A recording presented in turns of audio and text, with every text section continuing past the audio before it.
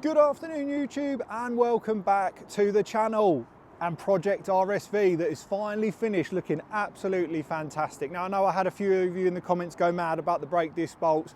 I'm going to do that, we're going to get to that in this video. But the main part of this video is to discuss what it's cost to build, how much I paid for it and a quick road test. So I hope you enjoy.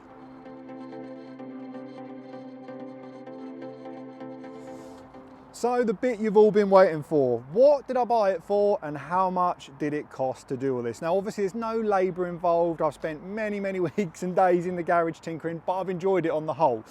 So price wise, on my trusty sheet of paper here so don't forget anything, the actual bike, the RSV, when I bought it was £700. Good price, bad price? You let me know in the comments. I think it was a good price considering how well it came up. Next cost, the HPI check to make sure the bike wasn't stolen, financed, which would be odd at this age. That came in at £10. We then had the nightmare with the fuel cap where it had to be drilled and had to put a replacement cap on. That came at £22. The unexpected cost that I had to go through was making sure that it would run. And obviously we had that issue with the O-rings on the throttle bodies. That came in at £44. I then bought replacement coolant, which came in at £20. I then did the new bar ends that were £9 because the other ones were just past saving. I toyed with sanding them down, wasn't going to happen. We then had the spark plugs at £18. Excuse the plane flying over. Pleasures of living near Heathrow. Jesus. No consideration for the YouTubers. All right.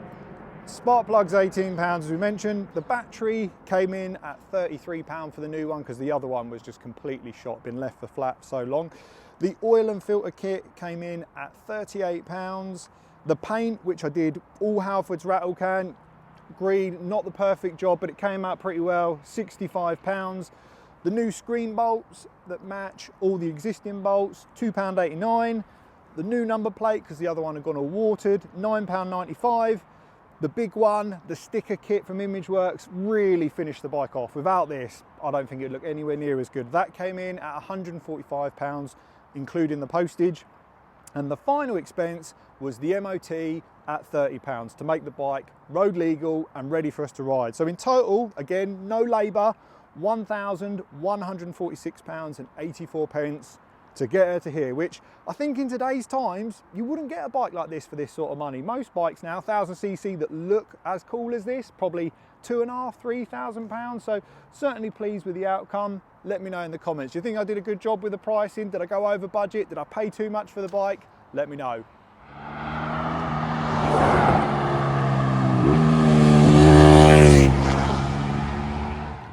So the big news, after all this work, what's the plan for the bike? Well, being completely honest, I just don't have the space and the series is done so well that we're gonna need to buy another project. So the bike is for sale. It's currently on eBay. I've put it on a 99p, no reserve auction. It will sell to the highest bidder. So I'll put the link in the description if you want to drop a bid in, maybe finish the journey that I've started with this thing because it's awesome, but it's certainly not perfect and it will be a future classic. Riding it today, what a joy on the road, especially at that 130 horsepower point, perfect for the UK roads. In terms of the next project, well, I was down at the MOT centre, my good friend Chris did the MOT on the bike and his R6 was sat there in the corner. I have tried to buy this bike off of him, guys and girls, and it is just not happening. He will not let me have it, but I'm going to keep pushing, so I'll throw some clips in of the bike of how it stands. Let me know in the comments, do you think we should have a go at that? We've also got another opportunity potentially with an R1, another garden barn find, and I've also been linked to an RCA-R crash damage bike, but unfortunately I was a little bit too slow to get up there and view the bike. I think that would have been another cool one for the channel. But the other flip side is, do we go to the biggest salvage auction in the UK? Copart, they do the cars, the bikes, they've got to be the biggest out there for the bikes and the best from what I've seen. So I'd be really tempted to have a go at a salvage bike, but it scares me a little bit because you're buying almost blind, and when you get these things back, the prices can just escalate and escalate. But let me know in the comments, would you like to see a salvage bike, or I try and find another bike that's a barn find, or do you guys at home know of a bike abandoned in a garden that I could bring to the channel? The final thing before we go out and road test the Italian beauty, A big thanks to BeMoto Insurance, who have covered us today to go out on the road. And in fact, I approached them for insurance because they insure the fleet currently. So if you do want to get a bike insurance quote, give them a whirl, especially if you're in the UK. I'll put all the links in the description and see what BeMoto can do for you. Let's get out on the road.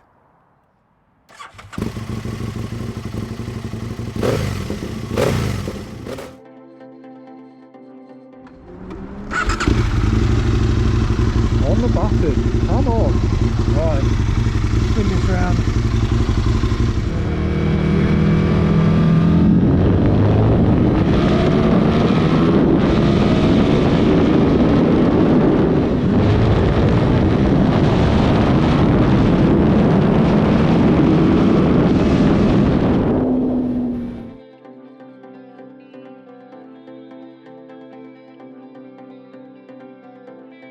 Welcome back to the garage. It's an early wet morning here in the UK. You might be able to see on the window there. It's just not very good. Yesterday, finally got the old girl out on the road and it was a good ride, really good ride. Me and my friend Spence went out for a little run. I had the helmet camera on, I had the internal mic on.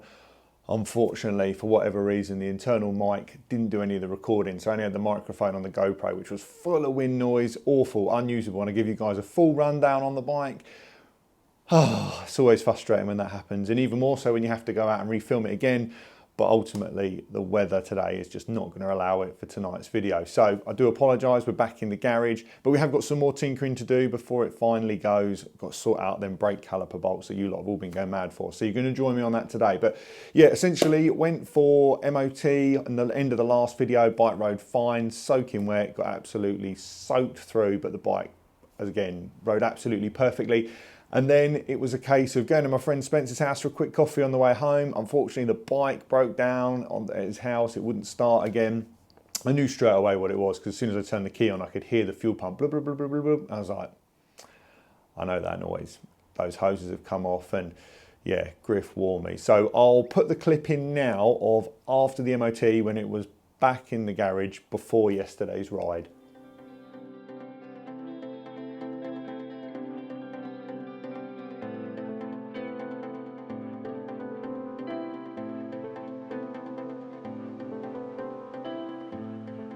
Well, this is becoming a familiar sight with Aprilia RSV. A fuel pipe and fuel pump setup has let me down again. And to be honest with you, I only have myself to blame. When I spoke to Griff from AP Workshops, he even said to me, you need to put a new bit of kit in there. Don't use generic hose. Do not use Jubilee clips. I was like, yeah. Well, look, more fool me for not listening. So the bike, unfortunately, wouldn't start again. And I had that same fuel pump priming issue. Obviously, to take the tank off is not a 2-minute job, but my good friend Spence came to the rescue at his house over a coffee and said, let's just get it off. So drain the tank is the worst part and then take it all apart. But ultimately, we have the kit. So as you can see here, these are the old fuel lines. Let's see if that will zoom in on it. And you can see that is actually separating. So it's just not in a good order. And this bit is basically the bend. This is ethanol resistant on the inside and the outside.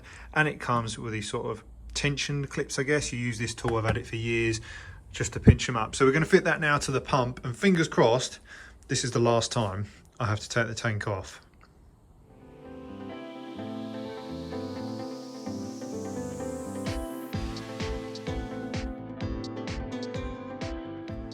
With the new fuel pump pipe set up from AP Workshops, the bike worked perfectly all day yesterday. Covered probably 20-30 miles in town, out on the back roads, and it rides sweet. I forgot how much fun they are to ride, and 130 horsepower on the road really is the sweet spot. It really is. Like things like this, 200 plus horsepower, my ability, you're never going to ride the full potential of that thing. But what I will say is it felt wonderful. I forgot how good it is when you get above 6,000 RPM. I don't remember it being such a bike that progressed. I always remember it being quite torque hungry from my last one rather than a revver. But yeah, it rode really nicely and I was really surprised how much I enjoyed it, how nimble it still feels for a bike at this age.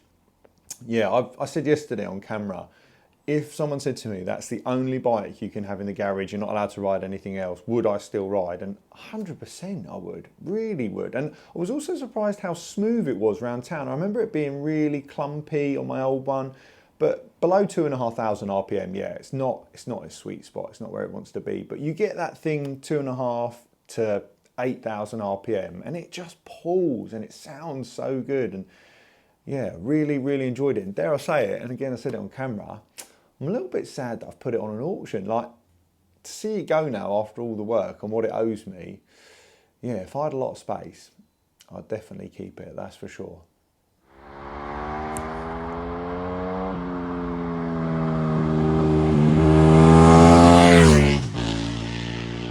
Today's mission then, as I say, we're going to do those caliper bolts, get them sorted out because they look an absolute state. And I'm going to give it its final farewell wash because I'm not going to be riding it again now. Like I say, it's for sale on eBay. I hope the owner that comes to buy the bike will be on camera. That'd be cool. But I don't expect him to because not everyone wants to be on camera, and I'd love to follow the journey of it because I do feel attached to it because of the work's done. So yeah, we're going to sort that out. We're going to do the wash, and then that's it for Project RSV. I mean, I've got some cool bits that have arrived for the R1. That's got some Hellmaster cylinders and the clutch perch as well. It looks absolutely awesome, which we're going to be fitting in probably one of the next videos. And for the original subscribers who have followed through Project Hoonigrom, she should be back soon. It's with Mark Dent at the moment. Unfortunately, been struck down with COVID, so it's taken way longer than I ever expected. But yeah, stay tuned, guys. I think we've got some more exciting stuff. It's not just the end of the road. As I mentioned, we've got some other salvage stuff going, but I'm not going to get into just keep waffling because I can be bad at that. But yeah, hope you enjoyed the final video. If so, give the video a like. If you haven't done so already, consider subscribing. Until the next one, thanks for watching.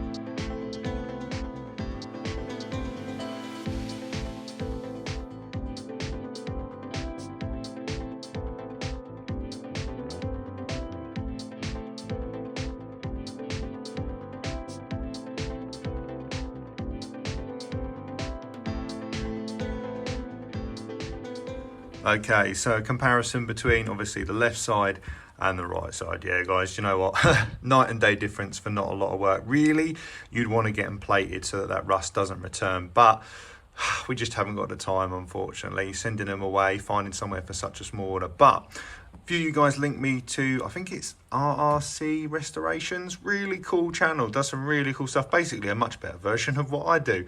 But yeah, I see he's built up like a home rig for zinc plating and stuff, really inspiring stuff, really enjoyed his video, so thanks for the share on that, gentlemen. But yeah, let's get this side cleaned up and get it all back put together, and say looking a lot better than it was 20 minutes ago.